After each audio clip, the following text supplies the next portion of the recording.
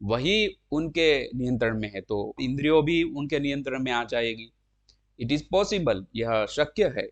भगवान ने कहा है, किंतु स्वाधीन अंतःकरण वाला पुरुष स्वयं के नियंत्रण में की हुई राग द्वेष रहित इंद्रियों के द्वारा विषयों में विचरता हुआ प्रसन्नता को प्राप्त करता है।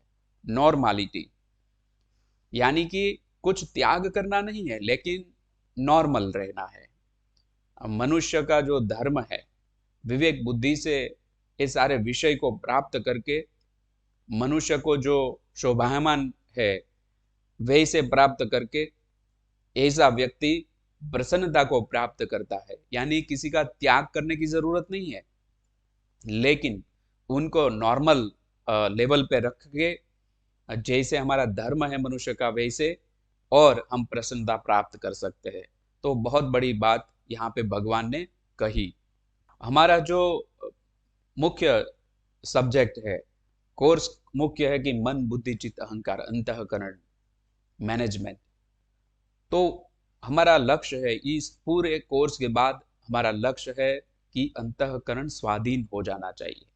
मन नचाता है, बुद्धि नचाती है, अहंकार नेगेटिव होता है, विपरीत बुद्धि होती है विनाशी, मन में थॉट्स आते ही रहते हैं बिना काम का।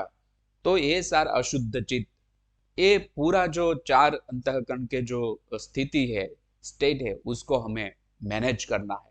एक पूरा जब कोर्स होगा तब आप वह कर सकेंगे, आप जान पाएंगे कि वह कैसे करना है।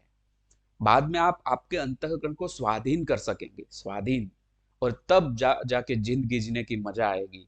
यूजोम लाइफ साइंस, विज्ञान जिंदगी का, यह जो हम पढ़ रहे हैं वह विज्ञान है जिंदगी का। यानी जिंदगी जीने के लिए है, आनंद के लिए है। तो हर पल हमें जिंदगी जीनी है, मरना नहीं है। हर पल मरना नहीं है। एंजाइटी, स्ट्रेस, डिप्रेशन, क्रोध, ये सारा जो है वो व्यक्ति को लिमिटेड बना देता है।